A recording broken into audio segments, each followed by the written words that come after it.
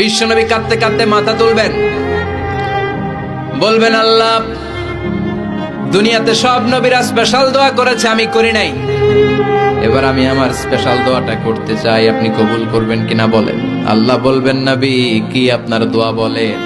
বিশ্বনবী বলবেন আমার একটা উম্মত যার অন্তরের মধ্যে যাররা পরিমাণ ঈমান আছে, একবার আপনারে আল্লাহ বলে ডেকেছে, একবার আমি বিশ্বনবীর উপর দুরূদ পড়েছে, একবার শাহাদাতের বাণী আমার যে গুনাহগার উম্মত দুনিয়ার বুকে থেকে ঘোষণা দিয়েছে, ওই একটা উম্মত যদি জান্নাতে ঢুকতে না পারে আপনি আমারে জান্নাতে ঢুকাতে পারবেন না। আল্লাহ বলবেন সাল তুতা, সাল সাল তুতা, ওয়াশফা তুশাফা, শাফাত করেন নবী করেন, যার জন্য দোয়া করবেন আমি কবুল করে নেব। দুনিয়াতে বিশ্বনবী কম কষ্ট সহ্য করে নাই, 3 বছর শিয়াবে আবি তালেবে জেল খেটেছে। কয় বছর? দুর্ভিক্ষের বছরগুলোতে বিশ্বনবীর পেটে দানা পানি ছিল না, কলিজার টুকরা হাসান হুসাইন কই মাছের মতো ছটফট করেছে, জামিনে ক্ষুধার জ্বালায় বেহুশ হয়েছিল। বিশ্বনবী যদি ওই স্পেশাল দোয়াটা করতেন, জান্নাত থেকে খাবারের বস্তা পাঠিয়ে দিত কে?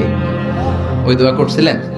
জেলখানায় আল্লাহরে বলছিলেন আল্লাহ স্পেশাল দোয়া করলাম, জেল থেকে মুক্ত করে দেন, করছিলেন?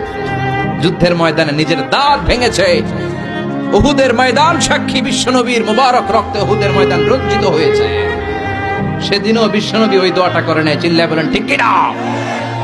তায়েফের ময়দানে বিশ্বনবী কয়েকটা জায়গায় 3 জায়গায় বেহুশ হলেন, বিশ্বনবীর মুবারক দেহ বেয়ে রক্ত ঝরলো। ওই কঠিন বিপদের দিনও বিশ্বনবী এই দোয়াটা করেছেন নাকি? কথা বলেন।